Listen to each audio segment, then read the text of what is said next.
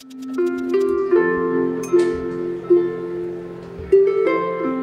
an anna agus an fribhide bheith láthrann seo gasar Bhaile Cliath agus an deichiú Uachtarán chorfaí móide hoifige Catherine Connolly mar Uachtarán mar chorba ar Michael D. Higgins a taréis cire bliana déag a chahan áras an Uachtarán. Mar sin deir ré ar lámh amháin agus tús ré nua ar lámh eile.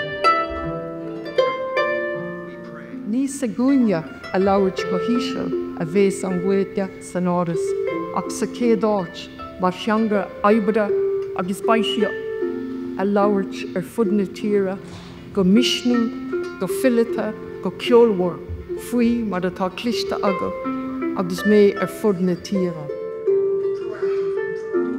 Well, dúirt sí nniu na teangaí go mé an ghuiiric mar hanga ibre an áras an Uachtarán. Na speisial dacra go leor sin íana mar tá finn anmór stát heirbhí sin sos le trocha duine, ní bh gailge lífig ahanana acu an rud is táhairtí bhí sin ar fad ná go ag an cultúr agriacht a bhí ónmhar an nuas.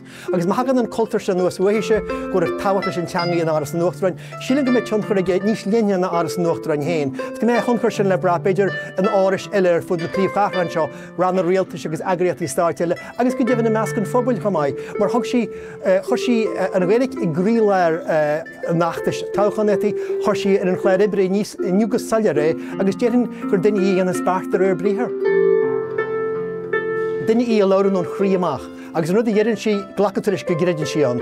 Ní duine í a bheith brathar scriptaí bh scríomh ag stáit heirbhí sí nó ag cóileoirí políteacht an éon eile dé ach láran sí an na chrí amach, sílim go dhéann sí Uachtarán den chéad scaid. Agus an chuid cainteann seo aniu ag caiisian Bhaile Cliath in iad den mód hoifige Ghlac, hagar sí rístas na téimí mór ar lúisí le duine nachtas tochaníirta, na téimí cearna is mar bhunflochan na sicí in na tréimhse mar deichiú Uachtarán na hÉireann.